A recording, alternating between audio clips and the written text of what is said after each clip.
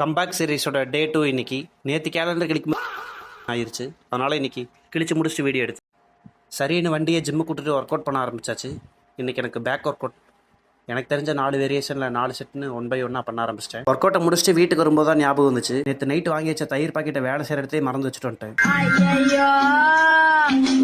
சரி ஓகேன்னு தயிர் பாக்கெட்டை வேலை செய்கிற இடத்துக்கு போய் எடுத்துகிட்டு வந்தாச்சு. வீட்டுக்கு வந்த உடனே வேலையாக குளிச்சு முடிச்சுட்டு அடுத்து முட்டையை வேக போட்டாச்சு. முட்டை வேகிற கேப்பில் அடுத்த ப்ராசஸில் இறங்கிட்டு கையில் சின்னதாக வச்சிருக்கனே, இவன் பேர் தான் வேயிங் ஸ்கேல். என்னோட இந்த கம்பேக் சீரிஸில் இவன் தான் எனக்கு பெரிய ஹெல்ப்பாக இருக்கும். ஆள் தான் பார்க்க சின்னதாக இருப்பான், ஆனால் பயங்கர ஹெல்ப்ஃபுல். நோட் பண்ணி வச்சுக்கோங்க. முட்டை சப்பாத்தி இட்லின்னு சொல்லி என்னோட காலையில் சாப்பாடை முடிச்சுட்டு எங்கள் அம்மா ஒரு வேலை சொல்லி அந்த வேலையை முடிக்கிறதுக்காக கிளம்பிட்டேன். வீட்டுக்கு வந்த உடனே எங்கள் அம்மா இன்னொரு வேலை இருக்குடான்னு சொன்னாங்க. சரின்னு அந்த வேலையும் முடிச்சுட்டு காலையில் ரெடி பண்ணி வச்சிருந்த சிக்கனையும் காய்கறியும் சமைச்சு சாப்பிட்டு பேலன்ஸ் இருந்ததை டப்பாவில் போட்டு நைட்டு சாப்பிட்றதுக்காக எடுத்துட்டு வேலைக்கு கிளம்பிட்டு வேலைக்கு வந்தோடனே வேலையாக பைய பத்திரமா வச்சுட்டு மற்ற வேலையை பார்க்க ஆரம்பிச்சிட்டேன். வேலையில் இருக்கும்போது திடீர்னு ஒரு ஃபோன் எங்கள் அம்மாட்ட இருந்து, வாடா வீட்டுக்கு. நானும் மாலிக் கிட்ட வெயிட்டி சொல்லிட்டு வீட்டுக்கு போய் பார்த்தா எங்கள் வீட்டில் ஒரு ஆளுக்கு உடம்பு சரியில்லை. அப்புறம் ஹாஸ்பிட்டலில் கூட்டிகிட்டு போயிட்டு என்னாச்சுன்னு பார்த்துட்டு மாத்திரையெல்லாம் வாங்கி கொடுத்துட்டு மறுபடியும் வேலைக்கு வந்தேன். வேலை முடிஞ்சதுக்கப்புறமேல என்னோட லாஸ்ட் மீலை சாப்பிட்டு இந்த டேவை கம்ப்ளீட் பண்ணிட்டேன்.